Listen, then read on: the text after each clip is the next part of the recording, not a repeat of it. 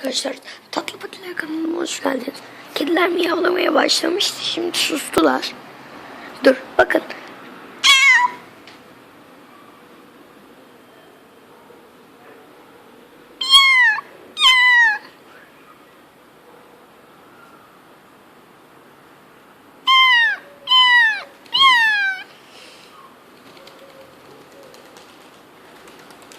Evet, sustular şu an arkadaşlar, miyavlıyorlardı daha demin.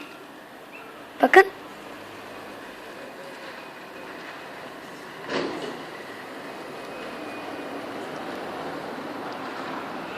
Araba sesinden duyulmadı.